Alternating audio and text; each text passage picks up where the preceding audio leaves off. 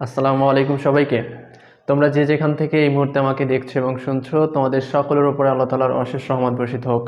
আজকে আমি তোমাদের একটি গুরুত্বপূর্ণ বিষয় নিয়ে আলোচনা করব, যে বিষয়টায় আসলে সমস্যায় সবাই ভুগে থাকো।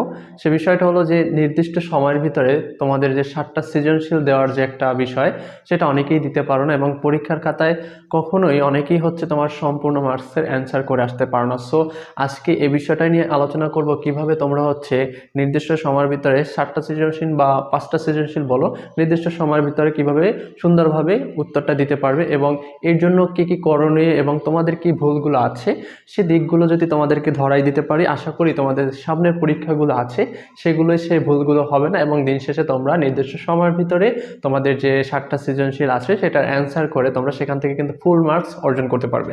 সো বিষয়টা একটু ভালোভাবে জানার জন্য, বোঝার জন্য সবাইকে অনুরোধ করবো পুরো ভিডিওটা যেন মনোযোগ সহকারে দেখো। কারণ ভিডিওটা যদি তোমার 5টা মিনিট লেট করেও তুমি বা সময় নিয়েও তুমি দেখো, তাতে করে আমি মনে করি তুমি অনেক কিছু জানতে পারবে, শিখতে পারবে এবং যেটা তোমার পরীক্ষার ক্ষেত্রে অনেক গুরুত্বপূর্ণ একটা ভূমিকা পালন করবে। সো এই জন্যই শুরুতে বলে নিচ্ছি যেন পুরো ভিডিওটা সবাই মনোযোগ সহকারে দেখো।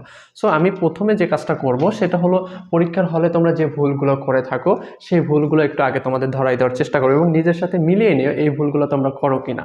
যে ভুলগুলোর কারণে কিন্তু তোমরা নির্দিষ্ট সময়ের ভিতরে তোমাদের যে 7টা সৃজনশীল বা 5টা সৃজনশীল যাদের আছে, হ্যাঁ, সেগুলো নির্দিষ্ট সময়ের ভিতরে দিতে পারো না। এর পিছনে যে কারণগুলো তার ভিতরে প্রথম কারণ যারা পরীক্ষার হলে দেরি করে যাও। অর্থাৎ আমাদের এটা একটা তোমার বোর্ড পরীক্ষা, সেখানে অবশ্যই আমাদের 15 মিনিট বা 20 মিনিট আগে বা আধা ঘন্টা আগে পরীক্ষার হলে থাকার একটা চেষ্টা করতে হবে। কারণ তোমার সেখানে যাই একটু রিল্যাক্স হওয়ার বিষয় আছে, ঠিক আছে, সবার সাথে একটু তোমার কৌশলাদি হয়, এটা স্বাভাবিক হয় পরীক্ষার হলে, এটার একটা বিষয় থাকে।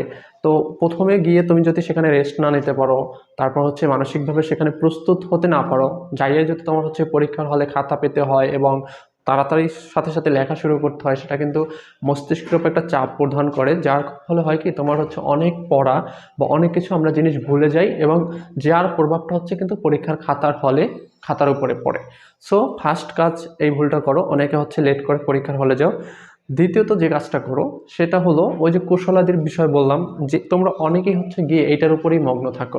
অর্থাৎ তুমি মানসিকভাবে যে প্রস্তুত হবা তোমার পরীক্ষাটা দেওয়ার জন্য, এই প্রস্তুতিটা তুমি না নিয়ে তুমি করো কি, যাই সবার সাথে কথাবার্তা বলতে বলতে তোমার সময় পার করে দাও। এই কাজটা করা যাবে না, এই একটা ভুল করো। তারপরে যেটা হয়, তোমরা পরীক্ষার প্রশ্ন পাওয়ার পরে, তোমরা প্রশ্নটাকে অ্যানালাইসিস করো না। হ্যাঁ, প্রশ্নটাকে অ্যানালাইসিস না করি তোমরা দ্রুত যেটা কমন পড়ো এটা লেখা শুরু করে দাও। তো এটা করা যাবে না। তুমি জাস্ট চোখে দিয়ে একটা মেজারমেন্ট করে নেবা যে তোমার কোন কোন প্রশ্নটা কমন আসছে, তুমি কোনটা কোনটা লিখবা। জাস্ট চোখের, বেশি সময় নেবা না, 1 মিনিট বা 2 মিনিটের ভিতর তোমার প্রশ্ন 7টা প্রশ্ন, মনে করো 1 number, 3 number, 4 number, 6 number, 8 number, 9 number, এভাবে যেটা যেটা তুমি লিখবা সেটা জাস্ট একটা টিক দিয়ে রাখবা।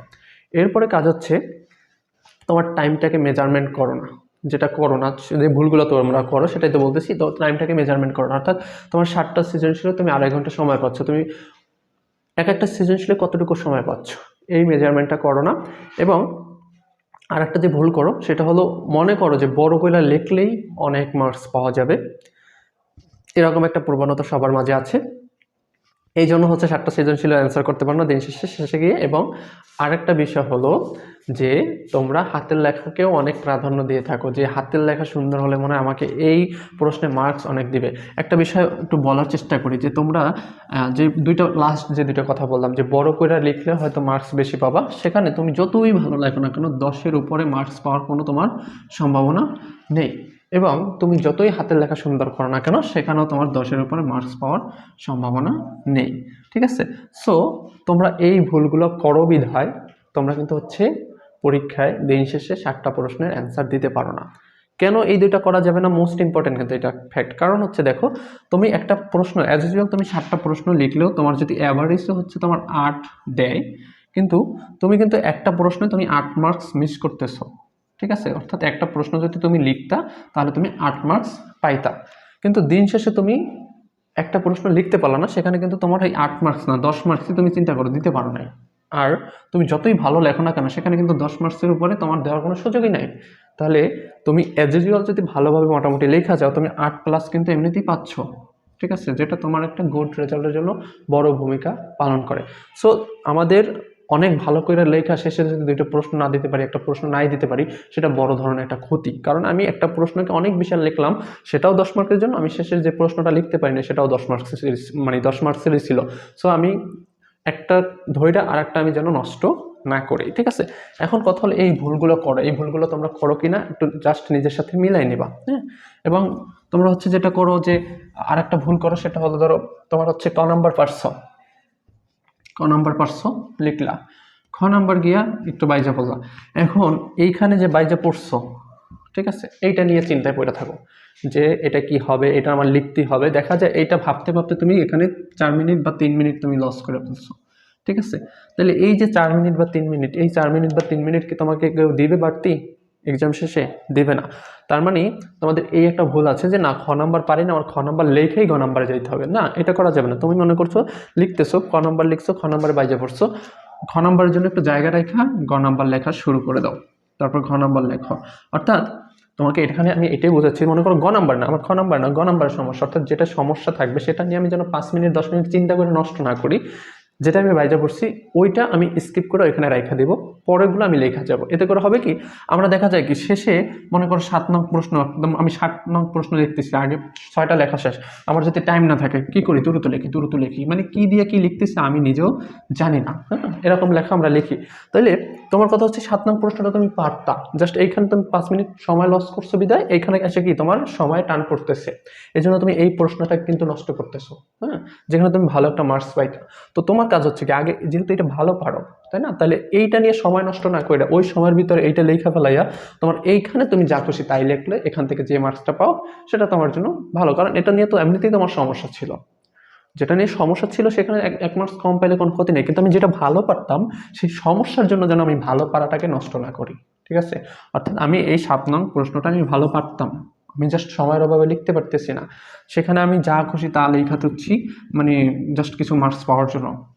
কেন আমি এইখানে যদি চিন্তাটা না কইরা এইখানে যদি ভালো একটা সময় দিয়ে এই প্রশ্নটা আমি লিখতাম, পুরো প্রশ্নটা 10 মার্কস, তাহলে আমি ভালো একটা মার্কস পাইতাম, 8 মার্কস পাইতাম, তাই না। এখানে 8 মার্কস ভালো পাইতাম, আমি সুন্দর 8 মার্কস বা 9 মার্কসও পাইতাম, হ্যাঁ। তাহলে এই যে 9 মার্ক, এখানে কি তুমি খ নাম্বার হচ্ছে 2 মার্ক, 2 মার্কের বেশি পাবা? তো তুমি এখানে মোটামুটি লিখলে তুমি 1 মার্কস কিন্তু এমনিতেই পাই যাবা। সো এই ভুলগুলো তোমরা করো। এখন কথা হচ্ছে তোমাদের এই ভুলগুলো তোমাদের সাথে একটু মিলাও।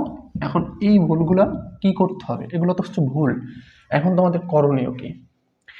এখন তোমাদের যে বিষয়টা করণীয় সেটা হলো, প্রথমত হচ্ছে তোমার পরীক্ষার হলে একটু প্রত্যেকটা পরীক্ষার সময় চেষ্টা করবা একটু আগে যাওয়ার, যাদের গাড়ির জ্যাম থাকার সম্ভাবনা আছে বা অনেক দূরে যে হচ্ছে পরীক্ষা দেওয়ার বিষয় আছে, তারা অবশ্যই একটু 1 ঘন্টা হাতে নিয়ে, যাতে পরীক্ষার হলে আধা ঘন্টা তুমি যে রেস্ট নিতে পারো এরকম একটু টাইম নিয়ে তারপর বের হবা। কারণ রাস্তাঘাটে একটা অ্যাক্সিডেন্ট হতে পারে, গাড়ির সমস্যা হতে পারে, যাদের তোমার হচ্ছে নৌপথে যাতায়াত, ট্রলার বা নৌকায় সমস্যা হতে পারে, যে কোনো ধরনের সমস্যা হতে পারে, সেটা ফেস করার মতো এবিলিটি যেন তোমার থাকে এবং সেই সময়টুকু তোমার যেন হাতে থাকে, সেরকম একটা সময় নিয়ে তুমি হচ্ছে পরীক্ষার হলে যাওয়ার চেষ্টা করবে। এত করে হবে কি, তুমি যদি 1 ঘন্টা আগেও পরীক্ষার হলে যাও, সেখানে গিয়ে একটু মানসিকভাবে রিল্যাক্স হতে পারবে, সেখানে বইটা দরকার হলে তুমি বইটা দেখো কিছুক্ষণ, হ্যাঁ, যাতে মানসিকভাবে রিল্যাক্স থাকো। এইটা হলো মূল ফ্যাক্ট, এটা হলো মূল কাজ, কারণ মানসিকভাবে ভালো না থাকলে তোমার পরীক্ষা কখনোই ভালো হবে না।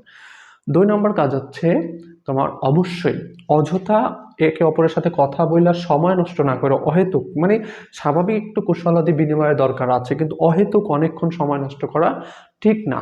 তো এই ধরনের সময় নষ্ট করবা না, এবং পেপার সাথে মানে পাওয়ার সাথে সাথে, কোশ্চেন পাওয়ার সাথে সাথে অবশ্যই প্রশ্নটাকে একবার চোখ দিয়ে রিভিশন দিয়ে ফেলবো, অর্থাৎ কি কি আসছে, কোনটা কোনটা পারো, যেটা যেটা পারো জাস্ট একটা টিক দিয়ে যাবা। এবং তুমি অবশ্যই একটা তোমার প্রশ্নে তুমি যতটুকু সময় পাও, তুমি হচ্ছে 2 ঘন্টা 30 মিনিট, অর্থাৎ তোমার হচ্ছে 120 আর 30 কত, 150 মিনিট, 150 মিনিটকে তুমি হচ্ছে 7 দিয়ে ভাগ দিবা, 7 × 14, তাই না। তাহলে 7 × 14, এখানে থাকে 1, 10, ঠিক আছে, 21, অর্থাৎ তুমি এখানে প্রত্যেকটা 22 মিনিট করে ধরো, হ্যাঁ, প্রত্যেকটা হচ্ছে 22 মিনিট করে ধইরা বা 20 মিনিট করে ধইরা, তুমি 22 মিনিট ধরতে পারো বা 20 মিনিটও ধরতে পারো, এখানে 21 হয়, তোমার মনে করো 20 মিনিট ধরা, অর্থাৎ তোমার টার্গেট থাকবে তুমি প্রত্যেকটা প্রশ্ন 20 মিনিটের ভিতরে লেখার চেষ্টা করবা। এটা হলো তোমার ফার্স্ট কাজ। মনে করো আমি অনেক সময় হয় কি, প্রথম যেটা আমরা লিখতে যাই অনেক সুন্দর করে লিখতে যাই, অনেক গুছিয়ে লিখতে যাই, অনেক বড় করে লিখতে যাই, এর জন্য দেখা যায় একটা প্রশ্নই আমি 30 মিনিট 35 মিনিট সময় লস করে ফেলি। তাহলে এই 30 মিনিট এবং 35 মিনিট যে আমি প্রত্যেকটা মানে প্রথম একটা বা দুইটা প্রশ্ন আমি লস করতেছি, এই টাইমগুলো তো আমি শেষে যাই পাবো না। সো এটা করা যাবে না। তোমার প্রথমে প্যাটার্ন ঠিক রাখা সৃজনশীলে, তারপর হচ্ছে তুমি লিখে যাবা। তোমাদের সৃজনশীল কীভাবে লিখতে হবে সেটার উপর ভিডিও দেওয়া আছে আমার চ্যানেলে, সেটা তোমরা দেখে নিতে পারো, অথবা সামনে আমি দরকার হলে এটার উপর একটা ভিডিও দিব যে কীভাবে তোমার সৃজনশীলগুলো লিখতে হবে। অর্থাৎ ক তোমার হচ্ছে 1 লাইনের ভিতরে, খ হচ্ছে 3-4 লাইন লিখলেই হবে, গ 1 পেজের ভিতরে কভার করার চেষ্টা করবো, ঘ 1 পেজ তার একটু সামান্য বেশি। অর্থাৎ তুমি একটা প্রশ্ন 2 পেজ 3 পেজ লিখে যে অনেক মার্কস পাবে এমন কিন্তু না। সো এই কাজটা মনে রাখবা যে আমার প্রত্যেকটা প্রশ্নের উপরে আমি যেন 20 মিনিটের বেশি একটা সময় দিই না। হ্যাঁ, 20 মিনিটের জায়গায় 30 মিনিট 35 মিনিট কখন লাগে, হয় আমি বেশি লিখতে যাব এই ফাইজলামি করলে, না হচ্ছে একটা প্রশ্ন নিয়ে আমি ঝিমাচ্ছি বা পারতেছি না, এটা নিয়ে আমি পড়ে আছি, এই কাজটা বলেও করা যাবে না। ঠিক আছে, এরপরে হচ্ছে তোমার হাতের লেখা অ্যাজ ইউজুয়াল, তোমার স্বাভাবিক যেরকম হাতের লেখা, অর্থাৎ টিচার যেন বুঝতে পারে। ঠিক আছে, আমি অ্যাজ ইউজুয়াল মানে প্রত্যেকটা স্টুডেন্ট কিন্তু হাতের লেখা আমরা কি অতিরিক্ত সুন্দর যাদের, তাদেরকেই বলে হাতের লেখা ভালো। এখন যে ছেলেটার হাতের লেখা খারাপ এমন না কিন্তু তার হাতের লেখা হচ্ছে টিচার বোঝে না, এমন কিন্তু না হাতের লেখা। তো স্যার যেন বুঝতে পারে, এবং তোমার স্বাভাবিক যে হাতের লেখাটা সেটা দিয়েই তুমি সবসময় লেখার চেষ্টা করবা। এবং এইটা নিয়ে দুশ্চিন্তা করার কোনো কারণ নাই যে আমার হাতের লেখা খারাপ হলে আমি মনে হয় মার্কস কম পাবো। যেটা বললাম, তুমি হাতের লেখা যেভাবেই হোক না কেন, তুমি অ্যাজ ইউজুয়াল ভালোভাবে লেখা গেলে মোটামুটি 8 মার্কস এমনিতেই পাবা। তো তুমি যদি শেষে একটা প্রশ্ন না দিতে পারো, সেখানে কিন্তু 10 মার্কস তোমার লস হয়ে যাবে। ঠিক আছে, সো হাতের লেখার চিন্তা করা যাবে না, তোমার স্বাভাবিক যেভাবে লেখার গতি থাকে সবসময় সেটা তুমি ওইভাবে লিখবা। এবং তোমার হচ্ছে যে কাজটা করবা, এখন থেকে কিছু মডেল টেস্ট পরীক্ষা দেওয়ার প্র্যাকটিস করবা, এবং সেখানে তুমি চেষ্টা করবা যেন 20 মিনিটের ভিতর তুমি প্রত্যেকটা প্রশ্নের অ্যান্সার করতে পারো। এখন থেকে যদি বারবার এইটা অভ্যাস হয়ে যায় যে আমি নির্দিষ্ট টাইমের ভিতরে আমি পরীক্ষা দেওয়ার অভ্যাস করতেছি এবং নির্দিষ্ট টাইমের ভিতরে আমি প্রশ্নটা লিখতে পারতেছি, সেভাবে যদি এখন থেকে তুমি অনেকগুলো মডেল টেস্ট দিতে থাকো পরীক্ষা, তাহলে হবে কি, তোমার হচ্ছে নির্দিষ্ট সময়ের ভিতরে কিন্তু তোমার প্রশ্ন দেওয়ার একটা অভ্যাস গড়ে উঠবে, এবং পরীক্ষার হলে এটাকে একদম ইজি মনে হবে, কোনো চাপই মনে হবে না। ঠিক আছে, তোমাদের পরীক্ষার আগে যেহেতু ভালো একটা সময় থাকে এবং আছে, তো তোমরা প্রত্যেকে এই কাজটা করবা, মডেল টেস্ট পরীক্ষা দেবে, এবং সেটা আমার 2 ঘন্টা 30 মিনিটের ভিতরে যেন আমি 7টা সৃজনশীল দিতে পারি, এবং প্রত্যেকটা সৃজনশীল যেন আমি 20 মিনিট বা 22 মিনিটের ভিতরে আমি দিতে পারি। এরকম একটা মন মানসিকতা নিয়ে তুমি হচ্ছে মডেল টেস্ট পরীক্ষাগুলো এখন থেকেই দেওয়া শুরু করো, যাতে করে তোমার হচ্ছে ভিতরে যে জড়তাটা আছে, ভয় আছে, বা এই যে না দেওয়ার একটা প্রবণতা আছে, এটা কিন্তু কেটে উঠবে, এবং তুমি দিন শেষে ভালো একটা রেজাল্ট করতে পারবে। এবং সব থেকে বড় কথা হলো, পরীক্ষার সময় নিজের খাতা রেখে অন্যর খাতা নিয়ে মাথা ব্যথা করা যাবে না। ঠিক আছে, নিজের ফোকাসটা সবসময় নিজের খাতার উপরেই রাখতে হবে, এবং যেটা বললাম, অহেতুক কোনো কাজে টাইম নষ্ট করা যাবে না। তুমি যদি এই জিনিসগুলো একটু মেনটেন করতে পারো, এবং এই জিনিসগুলো একটু সময় নিয়ে তুমি হচ্ছে গুছিয়ে নিতে পারো। সময় নিয়ে গুছিয়ে নেওয়া মানে কি, এই যে মডেল টেস্ট পরীক্ষায় তুমি যদি এভাবে নিজেকে বারবার প্র্যাকটিসের ভিতরে রাখো, তাহলে কিন্তু তুমি এমনিতেই পারদর্শী হয়ে উঠবা। সো আমি মনে করি এই বিষয়গুলোকে জাস্ট একটু মাথায় রেখে তুমি যদি পরীক্ষার হলে যাও, তাহলে তুমি সব সাবজেক্টেই নির্দিষ্ট সময়ের ভিতরেই 5টা সৃজনশীল বলো 7টা সৃজনশীল বলো, সবগুলো সৃজনশীলে কিন্তু অ্যান্সার দিতে পারবে। সো এটা নিয়ে কিন্তু আহামরি দুশ্চিন্তা করার কিছু নয়, জাস্ট আমাদের অভ্যাসগত কিছু জিনিস পরিবর্তন আনার মাধ্যমেই তোমার হচ্ছে আমরা 7টা সৃজনশীল খুব অল্প সময়ের ভিতর দিতে পারবো। সো যারা পুরো ভিডিওটা দেখেছো তারা অবশ্যই এগুলো মানার চেষ্টা করবে, এবং যেগুলো বললাম এগুলো একটু মাথায় নিয়ে ঢুকিয়ে তারপর হচ্ছে কাজে খাটানোর চেষ্টা করবা। ইনশাল্লাহ তোমরা 7টা সৃজনশীল অ্যান্সার করতে পারবে, এবং দিন শেষে প্রত্যেকটা সৃজনশীলেই ভালো একটা মার্কস তোমরা অর্জন করতে পারবা। সো সবার উজ্জ্বল ভবিষ্যৎ কামনা করি। যারা পুরো ভিডিওটা দেখেছো তাদেরকে অসংখ্য ধন্যবাদ। আজকে এ পর্যন্তই, দেখা হবে পরবর্তী ভিডিওতে ইনশাল্লাহ। আল্লাহ হাফেজ।